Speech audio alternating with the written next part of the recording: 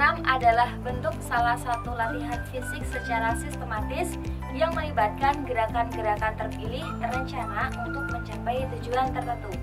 Adapun senam lantai merupakan salah satu jenis senam yang melibatkan berbagai keterampilan gerakan. Hal-hal yang akan kita pelajari di video pembelajaran kali ini yaitu yang pertama, jenis-jenis senam lantai baik yang menggunakan alat maupun yang tidak menggunakan alat. Kemudian kita juga akan belajar tentang tujuan serta manfaat dari senam lantai. Kemudian kita juga akan belajar tentang latihan fisik dalam senam lantai serta aspek-aspek yang perlu diperhatikan. Dalam melakukan senam lantai, teman-teman dapat menggunakan alat bantu berupa matras. Dan unsur-unsur dalam senam lantai adalah sebagai berikut. Yang pertama mengguling, yang kedua melompat, yang ketiga meloncat, yang keempat yaitu berputar di udara, dan yang terakhir yaitu bertumpu kembali dengan tangan maupun kaki. Yang pertama yaitu senam lantai tanpa alat. Contohnya, guling depan atau forward roll. Gerakan berguling ke depan dengan urutan gerakan dimulai dari tengkuk, punggung, pinggang, dan panggul bagian belakang. Kemudian yang kedua adalah guling belakang atau backward roll.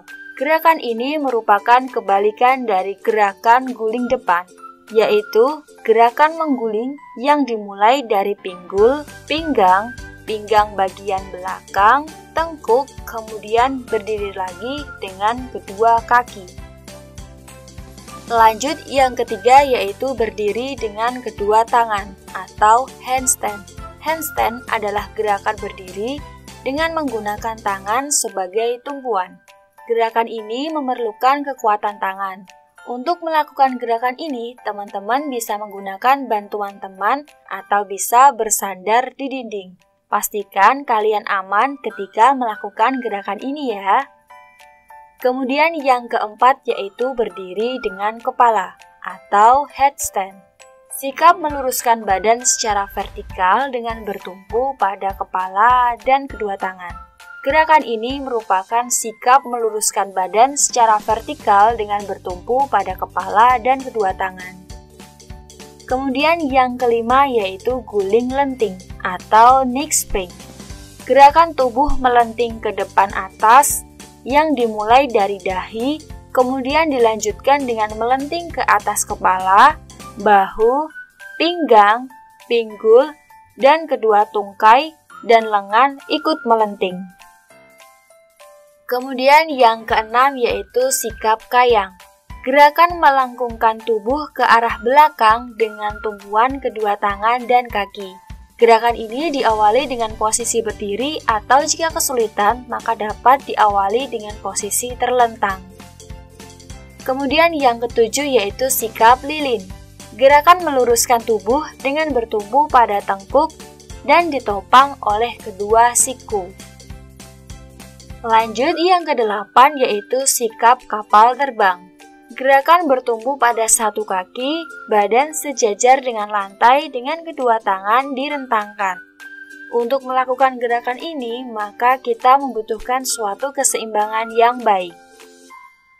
Gerakan yang terakhir yaitu gerakan meroda.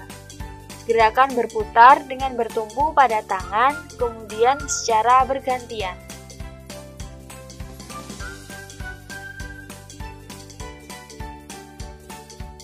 Yang pertama, melakukan pemanasan sebelum beraktivitas. Yang kedua, memulai dari gerakan yang ringan sampai yang sulit. Yang ketiga, konsentrasi penuh saat melakukan gerakan. Yang keempat, mematuhi ketentuan teknik gerak atau instruksi dari guru. Yang kelima, berpakaian senam yang sesuai. Yang keenam, menggunakan matras setiap melakukan gerakan senam lantai. Yang ketujuh, memastikan matras dan keadaan sekitar aman untuk melakukan gerakan senam lantai. Yang kedelapan, pastikan selalu dalam pengawasan saat melakukan gerakan atau latihan. Yang kesembilan atau yang terakhir, melakukan pendinginan atau relaksasi sesudah melakukan aktivitas. Kemudian kita akan belajar tentang senam lantai yang menggunakan alat Yang pertama yaitu ada kuda pelana, kuda lompat, gelang-gelang atau ring gimnastik. Selanjutnya ada palang sejajar, palang tunggal, palang bertingkat, dan yang terakhir yaitu balok keseimbangan. Balok keseimbangan merupakan alat yang digunakan untuk senam artistik dari putri. Senam lantai merupakan bagian dari senam artistik, dan senam artistik dikatakan sebagai senam yang menggabungkan aspek tumbling dengan aspek akrobatik. Berikut ini adalah kategori-kategori senam artistik untuk putra dan juga putri. Kita bahas terlebih dahulu untuk yang putra yuk. Yang putra yang pertama yaitu ada senam lantai, kuda pelana, kuda lompat, gelang-gelang, palang tunggal, dan palang sejajar. Selanjutnya yang dikategorikan untuk dilombakan untuk putri yang pertama yaitu ada senam lantai, kuda lompat, palang bertingkat, dan yang terakhir yaitu balok keseimbangan. Manfaat dari senam lantai. Manfaat secara fisik yaitu senam lantai dapat menambah kekuatan otot, kelincahan, keseimbangan, kelenturan dapat bertambah. Kemudian senam lantai juga dapat memperbaiki postur tubuh, kesadaran tubuh, dan sebagainya. Manfaat secara mental dan juga sosial. Senam lantai dapat mendorong kita untuk berpikir dan juga menciptakan kreativitas.